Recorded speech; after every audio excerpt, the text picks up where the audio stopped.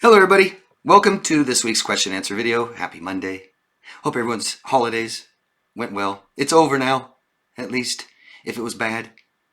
Bad or lonely or stressful. It's over. Next year will be better if you make it.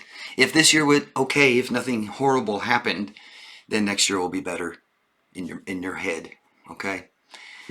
2025, it's a new year, time to close the chapter on the old one. Let me fix my camera here. And next year is, what you make it. Commit to something, invest in it, hopefully in yourself. So I answer questions every single Monday, and I encourage all of you, please, to go down below and ask anything you want. All I ask is you leave your locations, and I will hope that you will please support my petition I started, Stop Narcissistic Online Bullying. There's links right down below in the comment section and in the description box. Just follow it, check it, say I support it. Everyone in the world, please. Thank you. So let's get into the questions. Joy from Kentucky. Hello, Joy. First off, I just want to thank you. You give incredible advice, and I really appreciate it. Thank you. Here's the deal. My ex only has 4 hours of visitation a week. It was 32 hours, but the courts cut them. He's homeless. Had his car repossessed, working for now. I'm raising our son alone while dealing with my own health problems. Therapy is in place for both of us, and there's also a DVD or a DVO and an ongoing negligence case. He'll be served with divorce papers on January 10th at our next court date. If you were in my shoes, what would your parenting schedule look like? He also has a history of abandoning his older child years ago for another woman. I actually got her to talk to him again for 4 years, and I regret it. I want to do everything I possibly can to keep my 3-year-old son safe from abuse. Trauma bonds suck. Thank you so much for all you do. Thank you, Joy. I don't know if I understand what you're asking me. What would my parenting schedule look like? I think this is what you're asking. The court's going to determine how many hours a week, right?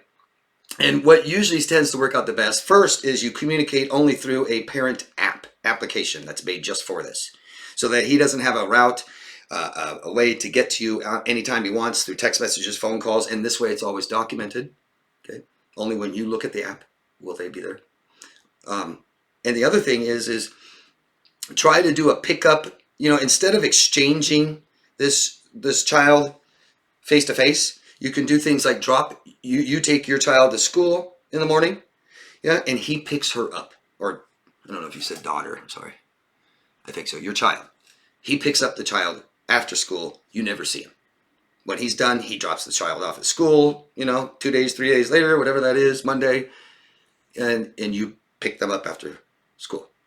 This way you don't have to see him, communicate with him. I think that's what you're asking, because it's so stressful to deal with him. You said the trauma bond sucks. Don't want to see him, don't want to deal with him. You have to, court ordered. But there's ways to do it like that. If you have more specific questions, if there's something, if I'm misunderstanding your question, will you please ask me again? Thank you. Good luck, Joy. And John from South Brazil. Hello, John. In one of your Q&As, you said some people require more reassurance than others. Fair enough. But how to discern a toxic borderline who's always insecure and require constant reassurance from someone who's normal, but also require more than usual reassurance? Thank you. Your videos have helped me getting through a BPD breakup. Thanks for telling me, John. Good question.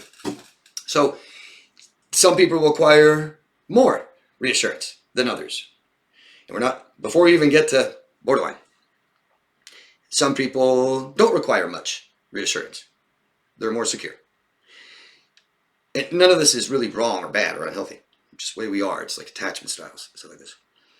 Some people like to reassure their partner often. I do. I enjoy it.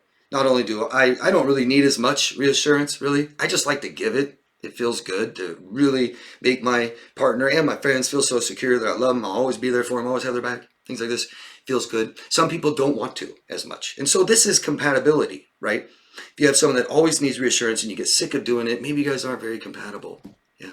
But when you start getting into borderline, okay? Well, let me just say this, actually. If someone's requiring too much reassurance from you and you don't want to give that much, it's uncomfortable, okay? And that's boundaries. It's uncomfortable. And we tell them and we try to see what we're going to do about it and work it out. Maybe meet in the middle, but I'm not telling anybody to agree to something they don't want to agree to. Maybe your partner requires too much that you want to give, and that's a problem. Yeah. And so when you get into someone with BPD, they require too much for anyone. And the problem is you can't reassure someone that can't reassure themselves. And without diving super far into it, I'm just going to tell you, without trying to make sense of it all, is our biggest emotional need is security. And parents need to reassure the child all the time, unconditionally, no matter what. And that child then learns to reassure themselves, offer themselves security, and then they're ready, and only then are they ready to start new relationships with people where they can make them feel secure and that person can make them feel secure. It's because they can make themselves feel secure in their life themselves. They just need you to do it in the relationship only. Okay? But a borderline, parents never reassured them. They can't reassure themselves at all, and they cannot enter new relationships. A borderline can't reassure someone else. Typically, most can't reassure someone else in a relationship. They're too unstable. And this person can't reassure a borderline enough because they can't reassure themselves first. Okay? So you're never going to be able to offer emotional security to someone with borderline personality disorder enough. Never. If you do for a moment, 1 minute later. Let me know what you think, John. Thanks. Rory from Ohio. Hello, Rory. In your video, 12 Signs the Narcissist Borderline Does Not Love You, you mentioned number 4, indifference. I got that for so long from him that I eventually felt the same way towards him. Will you talk more about indifference? Yeah, and I remember you asked about this before. I wrote down here's some synonyms. It's a lack of interest or concern. It can be used to describe a person's attitude towards a particular matter or situation or relationship. Synonyms for indifference include apathy, casualness, complacence, disinterestedness, disregard. Your heart's just not in it anymore, right? If parents don't teach us to protect ourselves, that means we have stress and we don't eliminate it or get away from it. That's all we can do. We can't live with stress. And so we have a stressful relationship where we don't leave. And if we're not going to leave, we start doing all kinds of things. We might abuse them back. We might start dissociating. We might just start losing interest in life altogether and just be complacent. Okay, whatever. I don't care anymore. Because we don't know what to do. We gave up. We didn't have a good enough role model in our parents for good, healthy relationships, how to protect ourselves, how to give ourselves what we need, how to communicate better. So if we feel trapped, we can't make trauma stop. We can't make it stop. We can't get away from it. We'll react all kinds of different ways. Indifference is one. Thanks, Rory. Oh.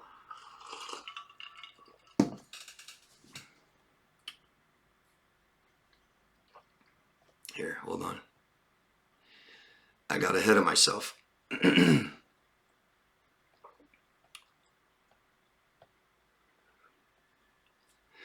Mary, don't know where you found. Let us know next time, please. Thank you.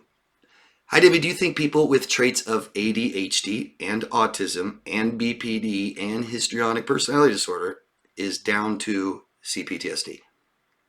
Or do you think it could be down to genetics, links? I had traits of BPD and histrionic, and now the traits sort of went away by itself in my late 20s or 30s. Now my stress responses are not as up and down as it used to be when I was younger. My life changed when I realized I had to get validation from myself rather than looking for attention. That's awesome, Marie. And this is common.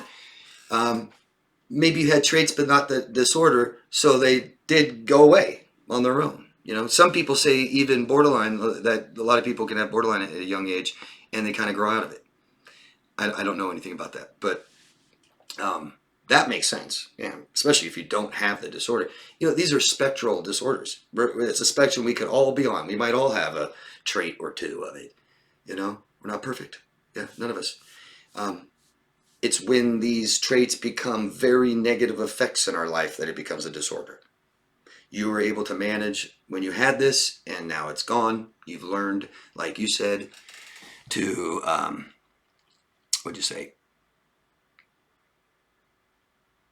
Your life changed when you realized you had to get validation from yourself. You started validating yourself rather than seeking attention from others. So, these other things, does it come down to CPTSD? No. Does it come down to stress and trauma? Maybe. You know, you put a lot of them in there together. BPD and histrionic, we know, come from neglect, abuse, and trauma in childhood. ADHD, we definitely know that that comes from neglect in childhood. Autism, we don't know yet. What's up with that? Okay? It's kind of a mixed bag of opinions of where autism came from. All kinds of different things, too. So most of those and CPTSD probably came from neglect, trauma, abuse, things like this. Sure. But they're different disorders, right? It's not that ADHD, autism, BPD, and histrionic is down to CPTSD. It's a different disorder, and someone with those can also have CPTSD. It's what they, it's ADHD, BPD, histrionic, and CPTSD came from child neglect and abuse. And people can have all of those. But autism, we don't know about it. Did I answer your question? Please let me know, Marie. Thank you. Victoria from the Bay Area. Hi, Victoria. My question, do you know anything about relaxation videos? I know there's white sound frequencies. There's also brown sounds frequencies. Do you know which ones work the best to fall asleep? I had no idea there were so many. Well, what might work best for me might not work best for you, Victoria. Yeah, we're different.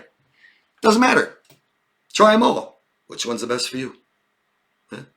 There's brown sound, white sound. There's also different frequencies of sounds that do different things to our brains while we're sleeping, while we're listening to it. Sleep is the time our brains heal itself to have this music. Maybe that helps. Different kinds of things. You can find a lot of these different videos in a playlist I have called Healing Sounds. I think what it's called. I put all kinds of different ones. And in my personal preference, what I enjoy more, when I was having severe CPTSD a long time ago, I enjoyed listening to, my favorite was a plane flight, 8-hour plane flight, a real one. And you hear people boarding, the jets are on, and then they start up more, and then they get in the air, and you hear a little ding, little stewardess calling, flight attendant. That's my personal favorite. There's train rides, there's cafes and libraries and stuff like that. There's all kinds of stuff to listen to, Victoria. The point of all this is find out what's best for you, and what's good about it is you're simply just focusing on yourself, doing it. So it's good. Thanks, Victoria. Victoria, don't know where, this is a different, from Idaho. Hello, Victoria. I find your blanket assumptions insulting. My son was not abused or neglected. All my 6 children were raised the same way, plus my niece. No one was abused or neglected.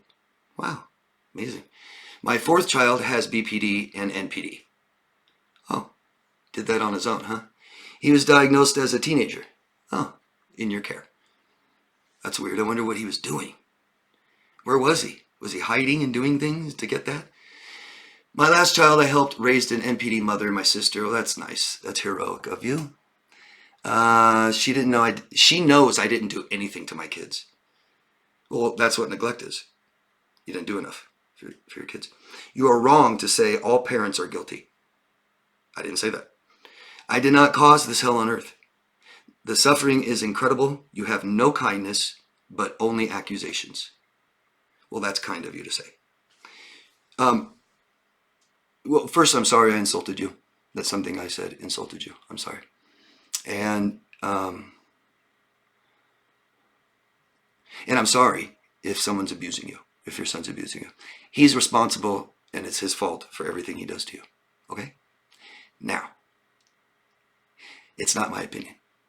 Okay? You couldn't be more wrong. And I'm going to show you how you're wrong. Can you take it? Can you watch this? Are you going to click off already? Report my video, download it, leave some nasty comments. The deal is I'm not going to tell you what you did or didn't do. I'm simply, because what I replied is, yes, your child was neglected. If you were the caretaker, which is what you said, and you raised 7 children, that's what you said, they were neglected. That's too many. We know this.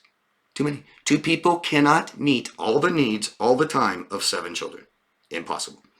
There's neglect. There's favoritism. There's putting responsibility on older siblings to take care of younger siblings. All neglect. Okay. Now, it's not my opinion. It's fact. Mayo Clinic is the first source I looked up, and they're a pretty credible source. But you can find this anywhere if you decide to just look it up for yourself. It'll say it everywhere. Early life experiences for all 10 personality disorders, all 10. This includes a home environment that is not stable, predictable, or supportive. It also includes a history of trauma, physical neglect or abuse, emotional neglect or abuse, or SA, sexual. So it's not my opinion. I simply agree with it. So you can say that I'm insulting and not kind and blanket statements. It's fact.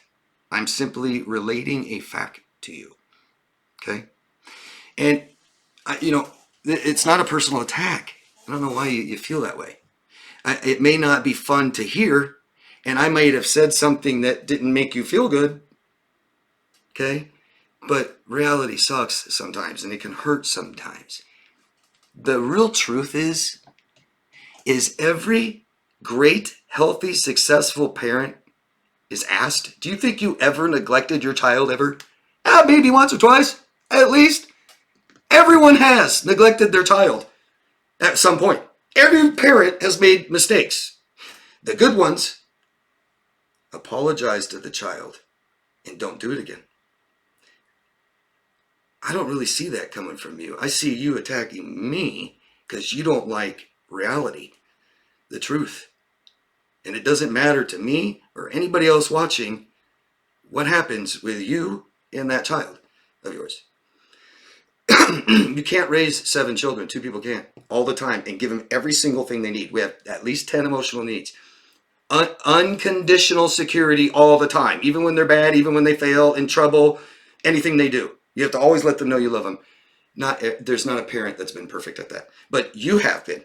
You've never neglected and you've never abused any 7 children, but yet you have a child diagnosed with severe mental illness, borderline personality disorder, narcissistic personality disorder, which comes from neglect. And you're going to sit here and tell me that I'm so wrong, blanket statements, because I just repeat it, and I'm not kind, and I have accusations. I don't even know what you're talking about. I really don't. I'm trying to go back to it. I find your blanket assumptions insulting. My son was not abused or neglected. All my 6 children were raised the same way, plus my niece. No one was abused or neglected. That's amazing. You are the best parent ever to live. If that was true. So it can't be true. But what we know is your child was diagnosed in your care with severe mental illness that comes from neglect, abuse, trauma. 2 of them, even. Comorbid. Way worse. This child was neglected and probably abused and probably traumatized. And you can't blame your husband. Just to let you know. If you live with a husband during their entire development and that husband abuses your child, it's your fault too. Mom has one role. Keep that child safe and secure. Enough of that. My accusations, my not being kind. That's one of the biggest things I get on this channel is people telling me how kind I am, empathetic.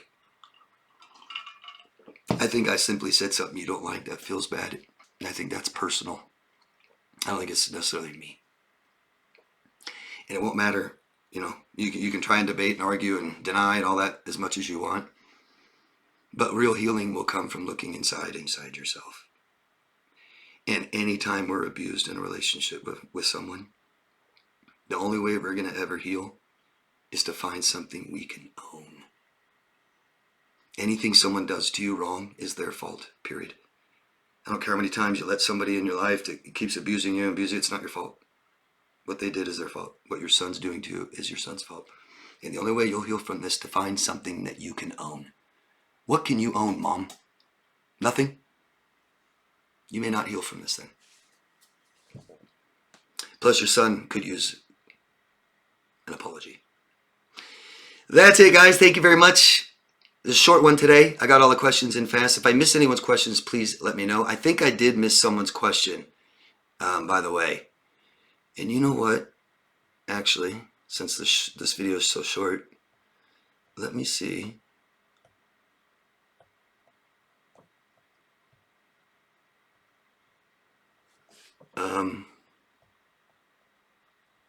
I think. Oh, I remember. Somebody, sorry, I don't remember who it was. You asked, what are some problems that happen with a child who is raised with emotional incest? That's what it was. So the bottom line is a child, we develop a child so that they can protect themselves and give themselves what they need. Okay? And if a parent, a narcissistic parent, is emotionally incestual to the child, that means the parent is trying to get their emotional needs met from the child. The child cannot develop into a perfect, fully functioning adult that way. So at the very least, can't protect themselves, can't give themselves what they need. Here's some things I looked up. Difficulty individuating or establishing a sense of self and personal identity. Trouble establishing friendships with peers. Difficulty forming lasting, healthy attachments in adult romantic relationships. Difficulty setting or enforcing boundaries with others. Perfectionistic tendencies, a sense of superiority, loneliness and isolation, feelings of guilt and shame, low self-esteem, or a sense of personal inadequacy. Mental health concerns, including depression, anxiety, and personality disorders. Yeah, pretty bad. It's just complete narcissistic parenting. And typically they'll think they didn't neglect or abuse their child at all. Thank you, everybody. That's it. Happy 2025, everyone.